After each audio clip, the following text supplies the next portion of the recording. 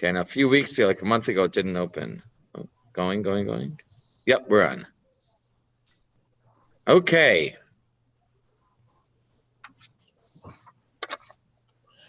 Welcome to Garden of the Spirit, a class studying apples from the orchard. This class meets along Meadow, Mass, and is held in memory of Malka Ruth Pas Moshe, Margaret Vogel of blessed memory. I forgot to say for the second time around since 2014, I forgot to mention that we are the center of the universe.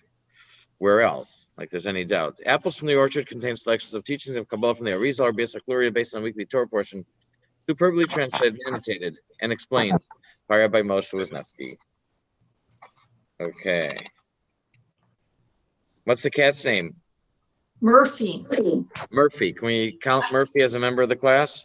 It's Merlin, Akiva, Lucifer, Murphy, Reno. In that order. Yes, and he has the Akiva and the Lucifer in there. No, he's just looking for food. Okay. We can't count him for the class. No. I used to have a dog, Maxie, who attended one of my classes. Okay. Okay, we're on page 186, Vayetze 2. Let me open the file. Vayishlach.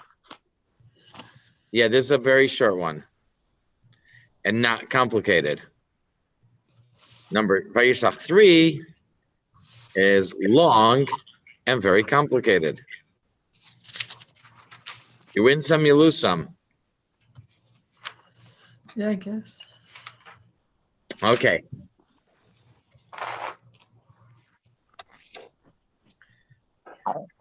Number 1.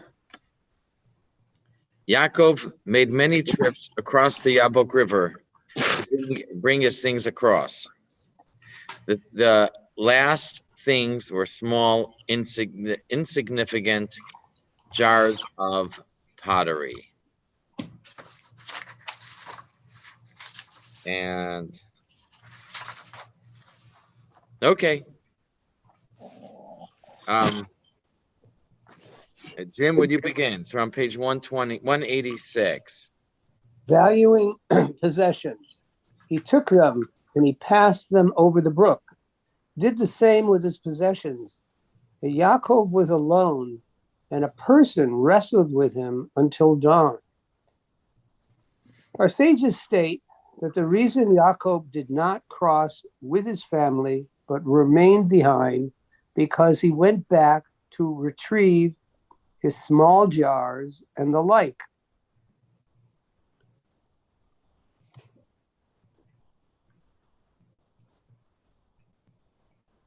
Hello? Seriously?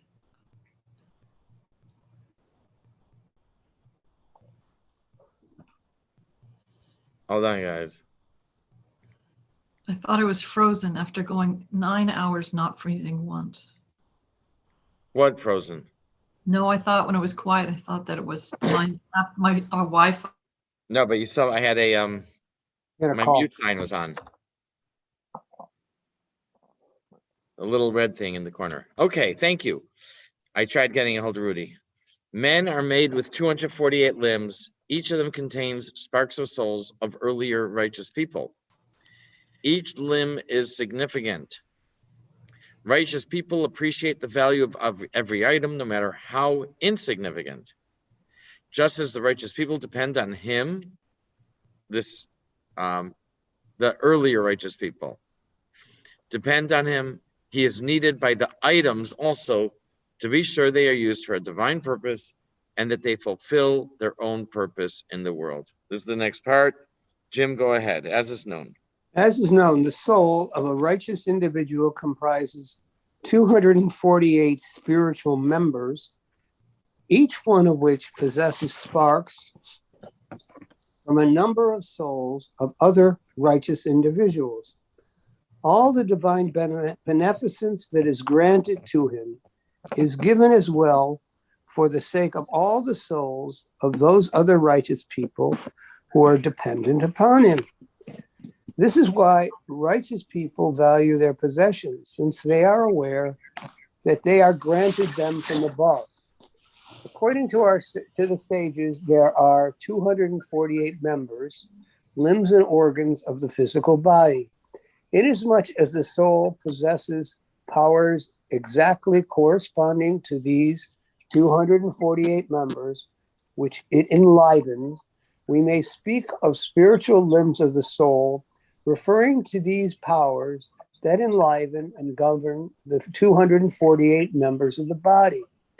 By fulfilling his God-ordained mission in this world, the righteous person is completing the work begun by the righteous people who preceded him, and in this sense may be considered to be actualizing the potential of these souls and endowing them with a measure of completion and fulfillment they did not realize while they were in their own bodies.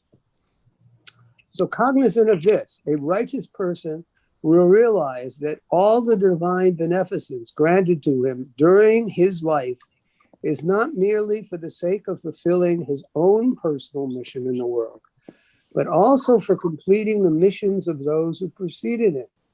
He will value his possessions not only because they enable him to accomplish his purpose in revealing divinity in the world, but also because they enable him to enhance the stature and the state of completion of those souls, of the souls of those who preceded him. Okay, 3, Yaakov was very wealthy and had no need for small jars. He valued them for their role in creation and cared that they should be used according to their divine purpose. Therefore, Yaakov was even prepared to put himself in danger by being alone at night to retrieve the clay jars.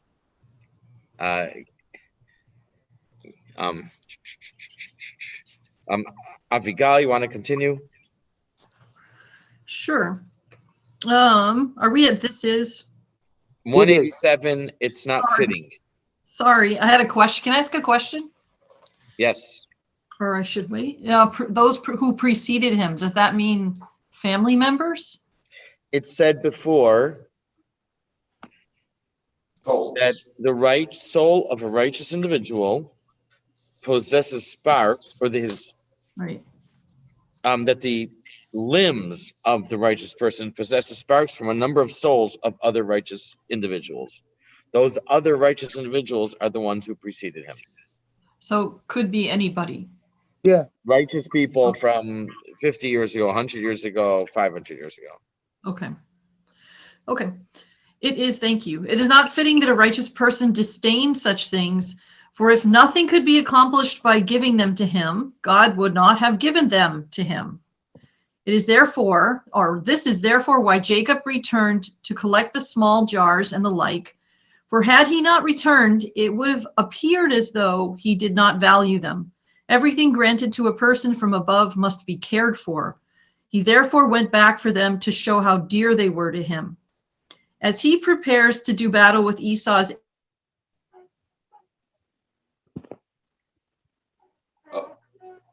I'm not hearing. I think she froze. Huh. After 9 hours. After 9 hours, no freezing, all of a sudden. evil at whatever level. Oh, hold on. You froze. Oh. So go back to as he prepares. As he prepares to do battle with Esau's angel, Jacob summons all the godly energy he needs for this battle.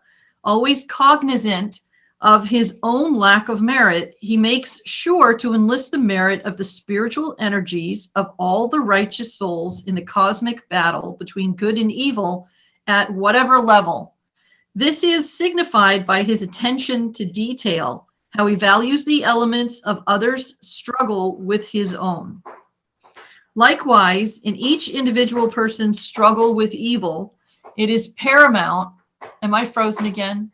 No, you're good. Okay, nobody was moving. It is paramount that he recall that he wages the war not on his own merits alone, but that the merits of the righteous of all generations combine with his own, and their combined energy outweighs that of evil. The individual should realize the centrality and importance of his struggle.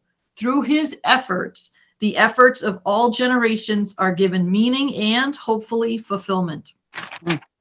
Wow. Very good. So there's a D missing on the third line at the end, just for, editing for posterity. Where? Combined instead of combined with all. Combined. The merits, follow generations combined. Sounds like, don't ask me. Susan corrects my grammar.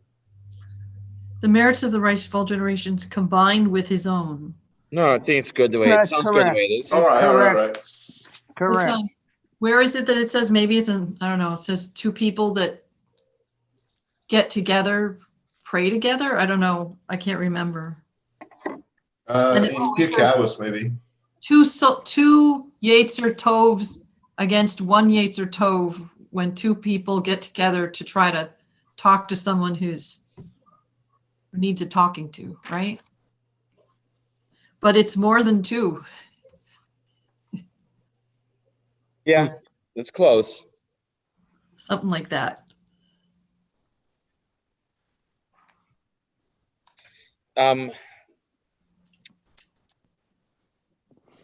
People wrote letters to the Rebbe, and many times the answer was just to circle the words or underline that would indicate what his answer was. That he would underline or circle words in the original letter. Certainly, there were times that he wrote things out. If he got a letter that had blank area at the bottom, he would cut off the bottom of the letter. He would cut off the blank area and use that as, I guess, as scrap to write answers for other letters. So someone once, when I was young and I wrote a letter, my teacher instructed me to use the whole page to save the Rebbe the trouble of removing the bottom of the letter. But he didn't waste that. Even if it was a blank space at the bottom of the paper, he wouldn't waste that. And so it says here, it's the idea of seeing the value and the purpose of everything in creation.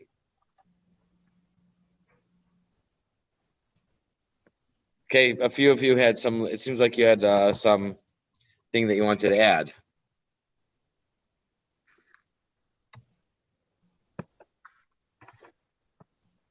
Okay. All right. And also, of course, that going along with that is that Yaakov was immensely wealthy and didn't need the small jars. He could easily replace them. So where do I think about this idea? I visit Rabinowitz at the junkyard regularly. And the junkyard, they have everything there. So it's always entertaining to go visit there and see what they have laying around. And I went to another junkyard once in the area. I think it was Friedman. And there was a big pile of the different materials, like 3, 4, 5 different types of materials, each one in its own pile and nothing else around. By Rabinowitz, it's hard to find a place to park. It's hard to drive through. You drive through, you're like going through a maze. There's just stuff and stuff and stuff all over the place. And it's always interesting to see what people get rid of. And apparently other people may come looking for. Just all kinds of stuff. A lot of it comes from businesses. There's one time he had a missile there. I wanted to get it for a lawn ornament. I think it was there for a few months and sold. They have old stoplights.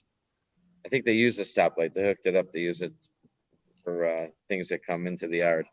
So it's interesting to see everything there. I'm going to open the door for Lerman.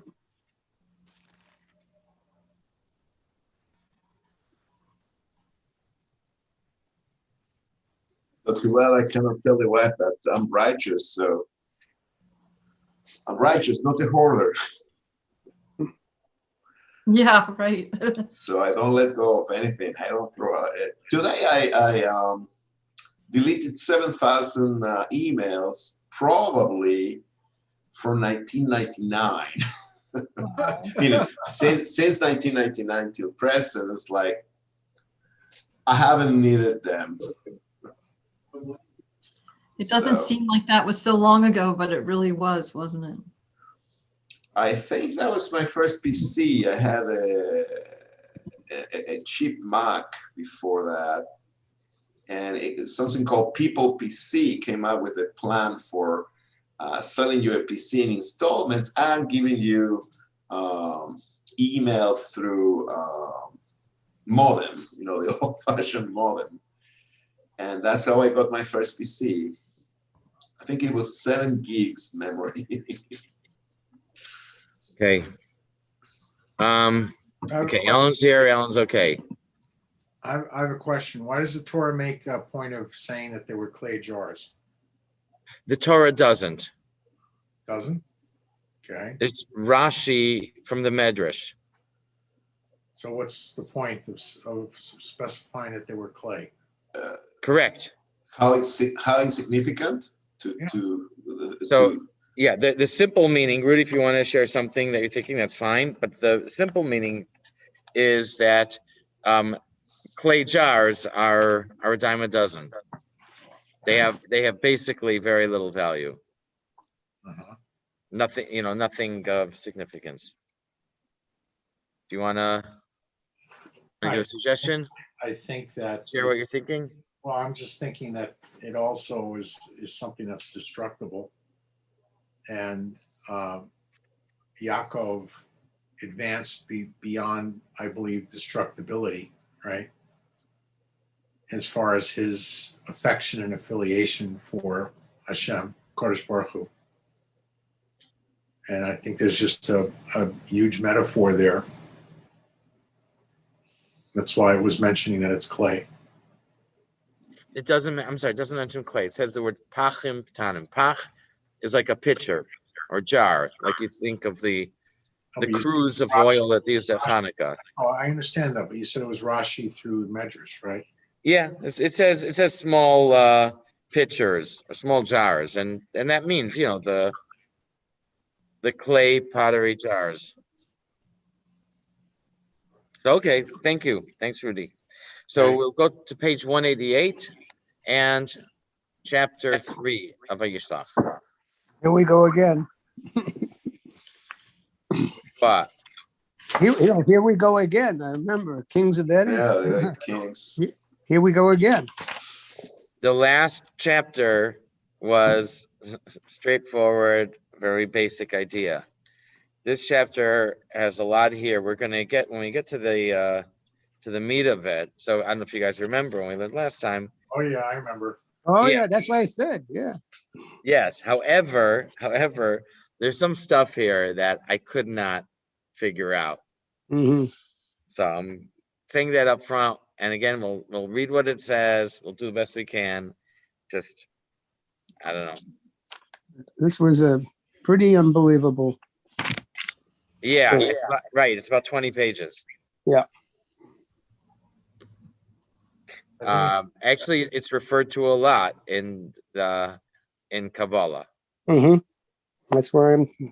Yeah, if I recollect, I think it was one of the lengthiest sections that we learned. Yeah. Our Sefer. Mm-hmm. Okay. Ready, Alan? The kings of Edom. Bela ben-Beor ruled in Edom, and the name of his city was Dinhava. Bela died. And Yovav ben Zerah of Batzram ruled in his place. Yovav died. And Husham from the south land ruled in his place. Husham died. And Hadad ben Badad, who smote Midian in the field of Moab, ruled in his place. And the name of the city was Avit. Hadad died.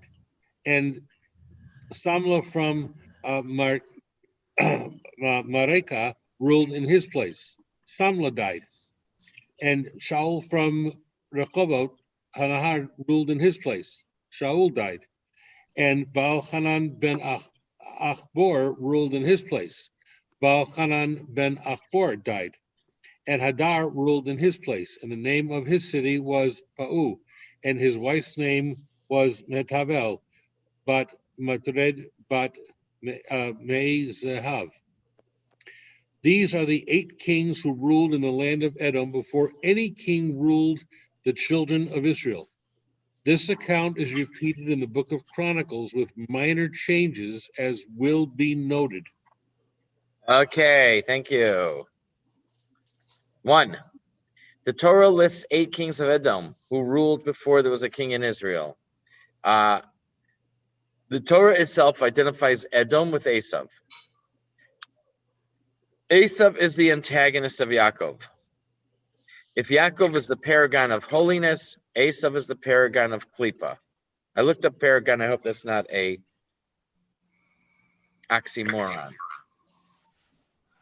In the dictionary said paragon is it has to be like a positive model, like paragon of excellence. Yeah, not the definition I saw. So these 8 kings represent powerful forces of evil. Aside from what we're learning, I just want to point out, it says that they ruled before there was a king in Israel. So this is a prophetic statement in the Torah, because the first king of Israel didn't rule till about 400 years after the Jewish people came into the land. So we didn't have a king for about 400 years.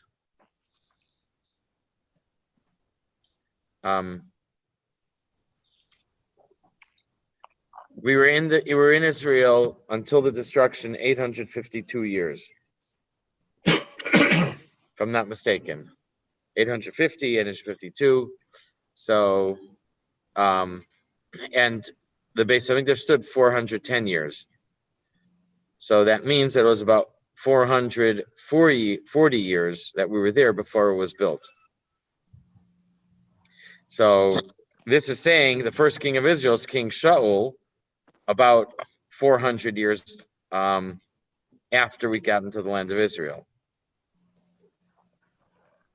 So, or I guess if you don't believe in the Torah, you say, well, that was written much later. Okay, in any case, so we got Esav is the paragon of Klipa, the antagonist of Yaakov. The text lists 8 questions on the passage. I did not write out actually I hinted at all the questions. I didn't write them out the way it is in the text. Rely on text is pretty straightforward. For some of the kings, Torah mentions their cities. One king's wife is mentioned. One has a historical detail mentioned, but no one else. 4 have their father's names mentioned as well. The name of one king's father is mentioned twice. One king's city of origin is mentioned, and it says all the kings died, except this is not written for the last one.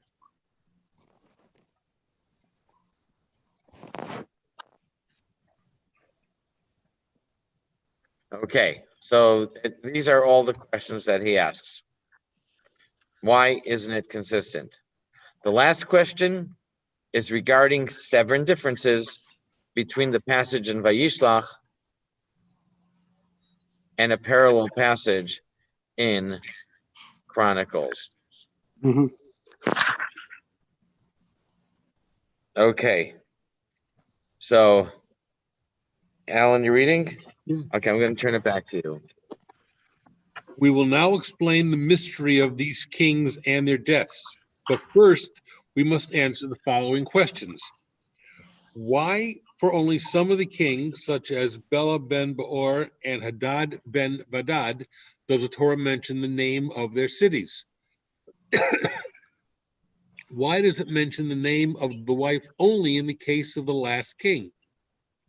Why, in the case of Hadad ben Badad, does the Torah tell us that he smote Midian in the field of Moab, but does not tell us similar historical details about the other kings? Why does the Torah tell us the names of 4 of the king's fathers and not those of the other 4? Why, in the case of the 4 kings whose fathers' names are given, does the Torah repeat the father's name when it tells us they died in only one case, that of Baal Hanan ben Achbor? Why, in the case of Husham, does the Torah mention where he came from, but does not do so for the others? Why does the Torah note the fact that the kings died except for the last one? Also, why are there the following differences between this passage and the parallel passage in Chronicles? The Torah mentions that Bela ben Beor ruled, but the book of Chronicles does not mention the fact that he ruled. The Torah, in describing the death of Husham, writes his name without a vav, while in the book of Chronicles it is written with a vav. The Torah records the name of Hadad's city as Avit, while in the book of Chronicles it is written as if it is to be pronounced Ivat, even though it is still read Avit. In the Torah, it is written that Baal Hanan ben Achbor died, while in the book of Chronicles, it is written that Baal Hanan died, without mentioning his father's name. In the Torah, the 8th king's name is Hadar, ending with a resh, while in the book of Chronicles, it is given as Hadad, ending with a daled. The Torah does not mention the 8th king's death, while in the book of Chronicles, it does mention his death. In the Torah, the 8th king's city is given as Pa'u, while in the book of Chronicles, it is given as Pa'ai.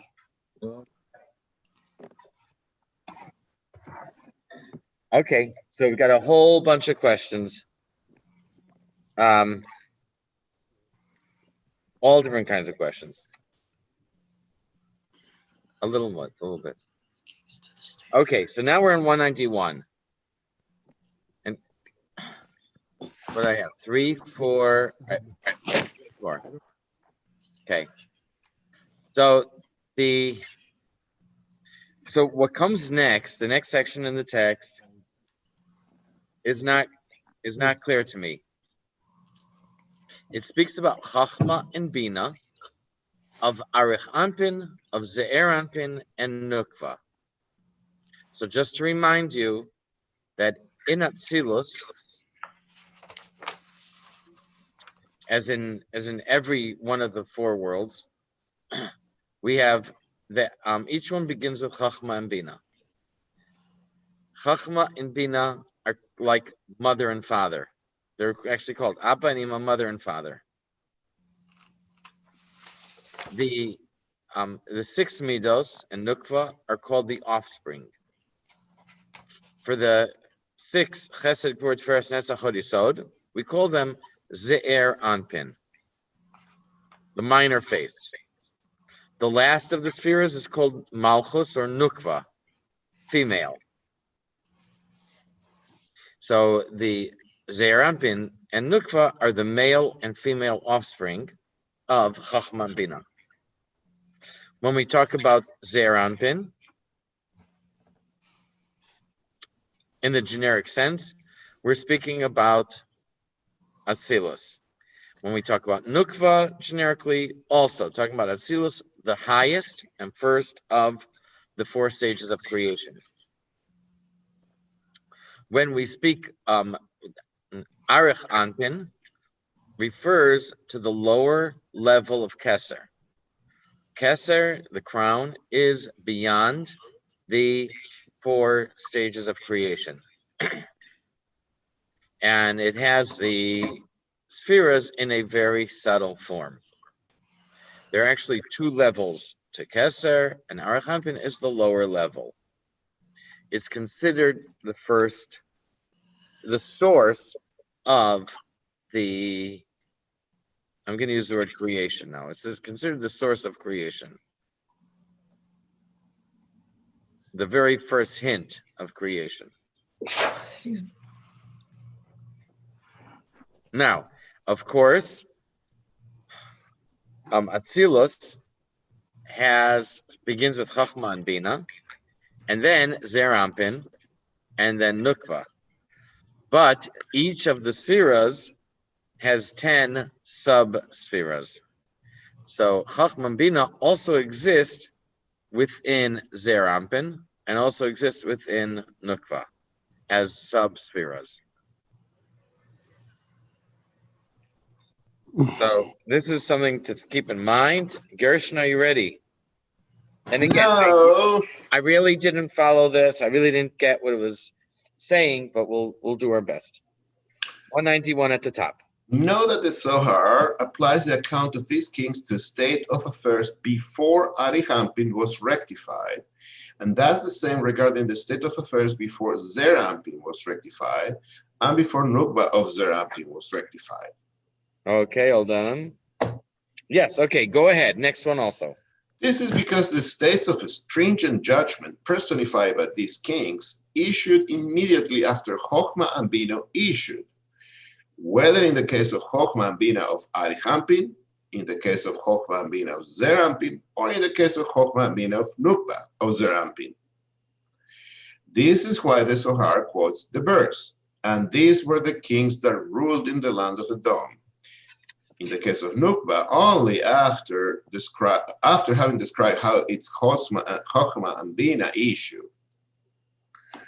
From this fact, you can infer that the same applies with the others, for even though in their case, the Zohar cites this verse at the beginning of its discussion of them, it means to apply it only to after their Chokhmah and Bina had issued forth. In each of these three cases, that means Arich Anpin, Zer Anpin, and Nukba, these kings who personify the stringent judgment issued only after Chokhmah and Bina issued. So what it sounds like is Chachma and Bina, that Chachma and Bina were there, but they're not at the stage of having offspring yet. Mm-hmm. And they're the only ones that exist. And from this came about this klipa, being that it seems that we're going to read inside. Bina is very dominant. He talks about the rest of the each stage being rectified. That there's just Chachma and Bina, and the rest of it hasn't been repaired, rectified. Again, I'm not clear. We'll do the best we can. Okay, number 3.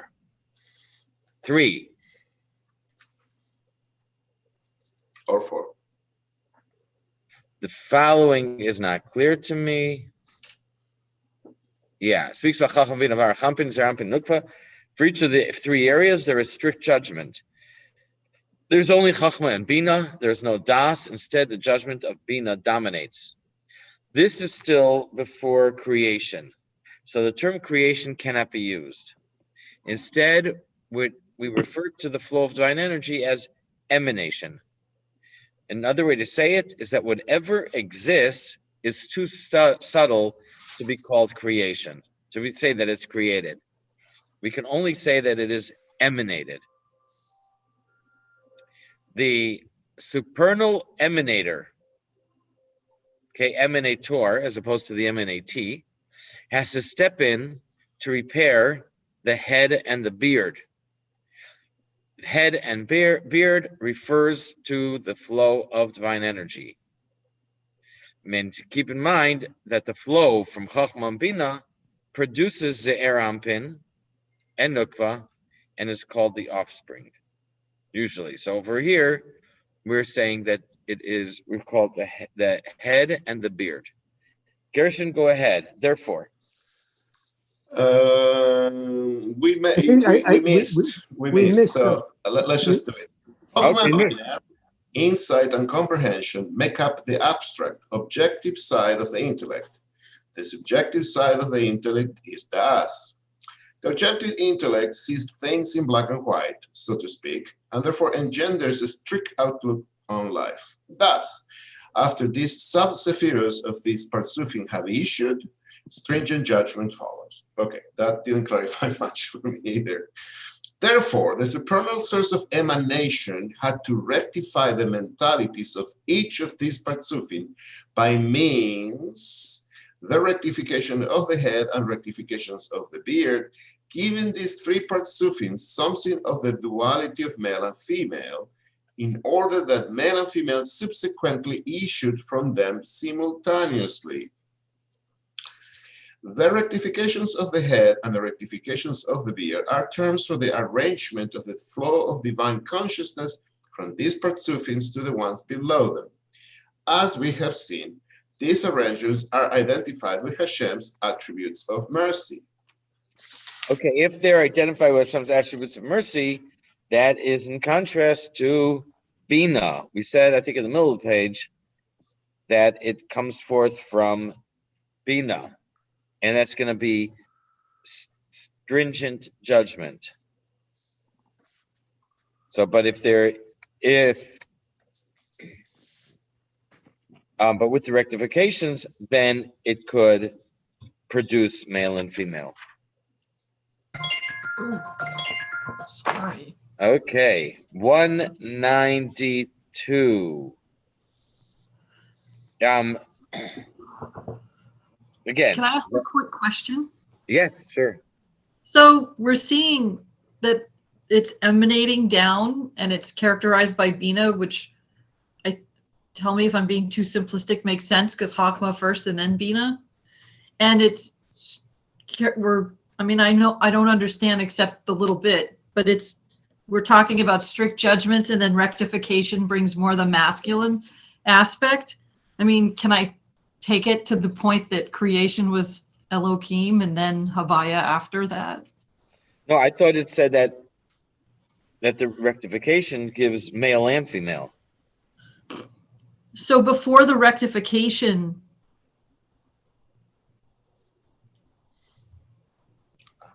I guess I got that it's dominated by Bina? Yes, we did say that. And that's why it's strict judgment. So after the rectification, it's more, I mean, if we're talking about more chesed, then we're talking about more masculine, right? Am I putting something in there that I shouldn't? Oh, yeah, mercy. Last word on the page. Wait till you get to the next piece. Okay. What I'm going to guess, if I remember, I'll tell you.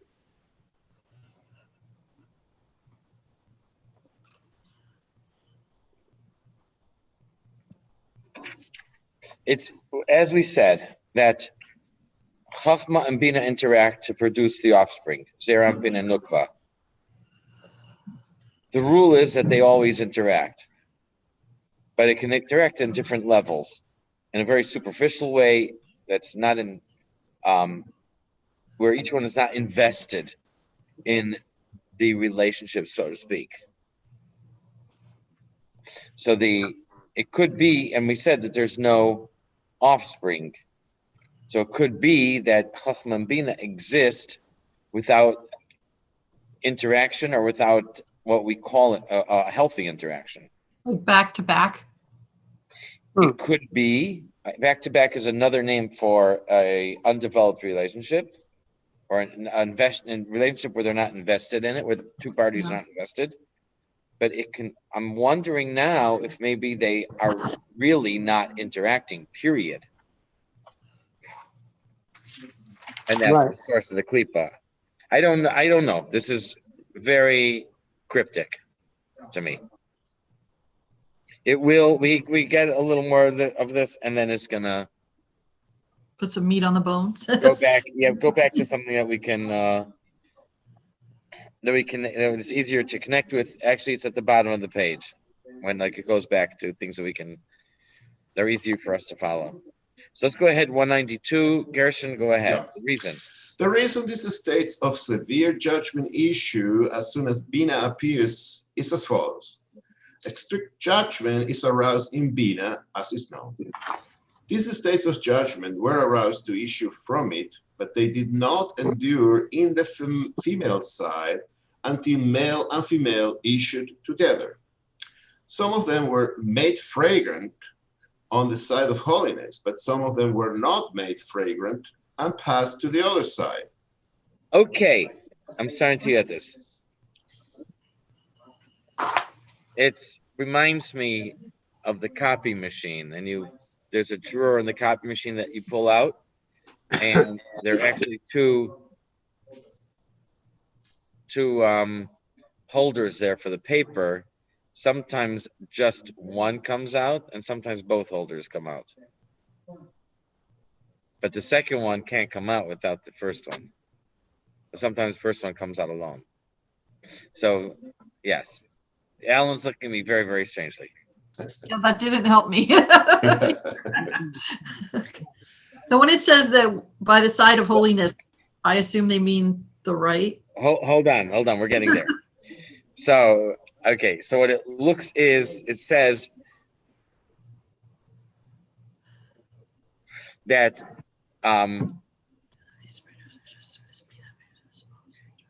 that the judgment could not be passed down to the female side until it goes down to both together. So technically, it can go to the male side alone. It cannot go to the female side alone. It can only go to the female side if it goes to the male side as well. What is it? It's this strict judgment. Doesn't say why. The states of judgment were aroused to issue from Bina. They did not endure on the female side until male and female issued together. But male and female issued together, then these states of judgment can exist in the female as well. That's one thing. That's nukva. Secondly, some of these states of judgment were made fragrant on the side of holiness, but if they weren't, then they passed on to the sitra achara, to the other side, to klipa. What this appears to be is that the states of, didn't think of this before, the states of judgment, in other places we spoke about them being sweetened or tempered. Yeah. So if they were tempered, if they were sweetened, over here he uses the term made fragrant, then they were, then that's holiness. But if they were not made fragrant or sweetened, then it became klipa. That's what it looks like. That's, to me, what I think now, what it looks like it's saying. To understand it, I don't know. Judgment or strict judgment, which doesn't have chesed or mercy in it, becomes awful. Just becomes awful. And unfortunately, it becomes intolerant. And it's way pervasive in our world. That's klipa. So is this tohu vavohu or pre-tohu vavohu? Good question. I am going to guess that this could be one of the meanings of tohu vavohu. What is the The word chaos. In other words, let me explain. This is you guys probably already you remember from other times that we've learned about the 8 kings, that, and I'm not sure if it's actually going to mention it here, but they are the ones that crashed and burned. Mm-hmm. The broken jars, Rudy, the clay jars, the broken clay jars. You know, I was just thinking Yaakov is Zeranpin and clay jars are kalim, so that seems like nukva, doesn't it? Like there's something he's going back for. Could be. And then now you're anyways, saying this. the Spheres HaKalim, that from the overwhelming strength, undiluted, of the lights, is what caused the crash and burn. And the crash and burn, the Spheres HaKalim, the shards, the broken shards, broken pieces. And that could be one meaning for Tohu Vavohu. What is the word bavohu? What does the word Tohu mean? Tohu is the world, right? That world that crashed and they're shattered and the sparks are down here now. I don't know. Chaos? Chaos. Most probably Tohu and Vohu, Tohu Vavohu, is an expression that refers to nothingness, to a lack of order. And that's why it's often translated as chaos. Ex nihilo. Hmm? Ex nihilo. There's different ways of looking at it. I'm talking about the term tohu vavohu, what it means in its simple meaning. So the word tohu is like a lack of order or maybe nothingness. Vohu, it's probably no such word. Actually, the word tohu might be related. I think Rashi might say they're like it makes you wonder, like what's going on? What is it? It just makes you wonder. And the vohu, I think, is just so I'm not sure, but basically it's an expression that means a total lack of order, which is why it's called chaos. Why? But if it refers to the Shviras HaKalim, to the shattered vessels, then that certainly is a lack of order. Things it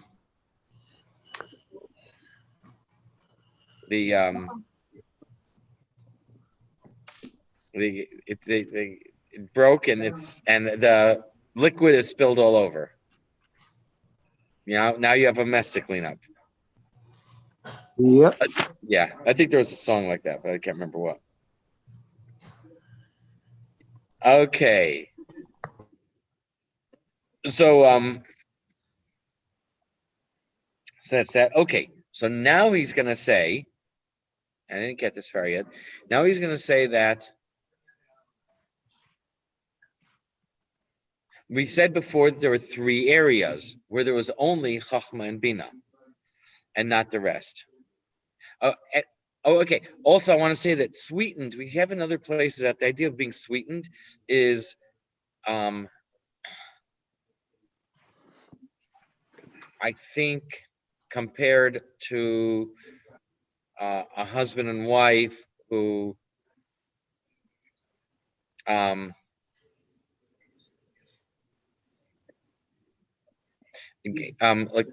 get into the mood for an intimate intimacy, for an intimate relationship, where there's any resistance, lack of interest is dispelled. Any toughness is softened.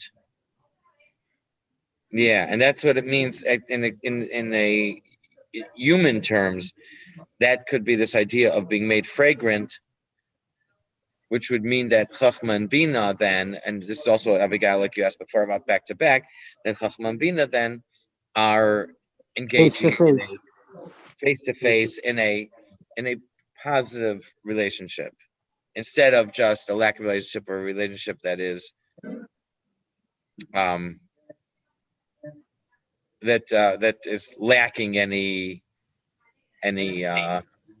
there's a necessary component of consideration and consciousness of the other in the process, and it takes it out of its selfness, and that's why it becomes face to face.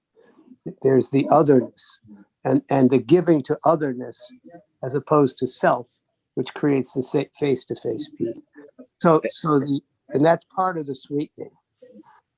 That's correct. So I'm also talking about the sweetening and to be made fragrant.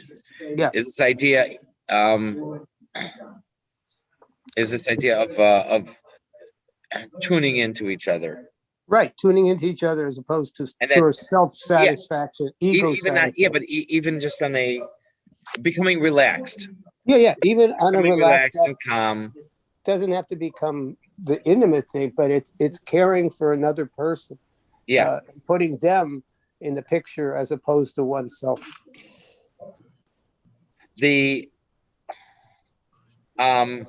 So next, I'm sorry. So before we said, so there are 3 levels. There was Arachanpin, and then Zeranpin, and then Nukva.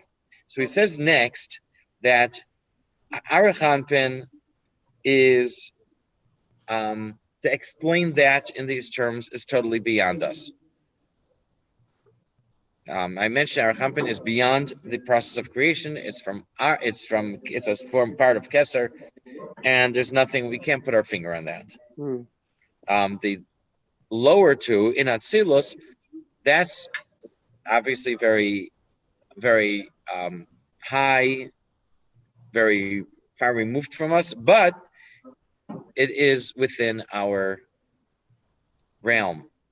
It's within the process of creation, even though it's at the first stage, which is all godliness. But it is within the process of creation, so that we're able to describe. Okay, go ahead, Gershon. The next 2 paragraphs regarding how the kings that issued from Arich Ampin became null and died, the matter is deep, deep. Who can fathom it? It is very hidden and not alluded to in the Torah at all. Only by understanding what occurs in the lower Partsufim, we understand what occurs on the higher ones. In contrast, the details of how the kings rule in Zer Ampin and Nukba are alluded to in the Torah and in the Book of Chronicles. The description of the kings in the Book of Genesis describes their existence in Zer Ampin, while the description in the Book of Chronicles describes their existence in Nukba. Okay. So this is the end of this section, of this part. And next, it goes into stuff that we can relate to a lot. Hold on. Okay, yeah, the next part is something that we can relate to much better. It's back to what the kind of style and thing that we're used to. Okay, so it is a good place to stop. And it's also 8. Oh, that went quick. Fast. That went quick. I listened to a lesson from Rabbi Pinson that I mentioned earlier, 2 weeks ago, and he talked about how Adam and Eve were back to back, that they had a back-to-back relationship Throughout, or just for until they were separated. Before they were separated, before Chava was made. Well, according to, which we've spoken about many times here, according to one opinion in the Medrash, they were created attached. Right. You are going to get him. They told you to get him? Okay, go get him. I'll tell my brother. I just asked my brother if he can come. No, so you go get him. Thank you, Ellen. Okay.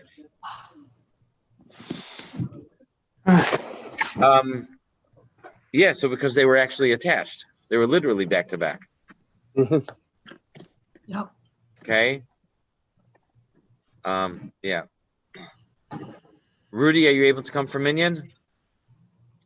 When now? Yeah. Yeah, I'll be there. Okay. Thanks. We can use your help. Okay, I'll be there. All right. All right. Take care, everyone. Take care. Good evening. Thank you. Okay. Have a good minion. Good night. Okay, great. Yes.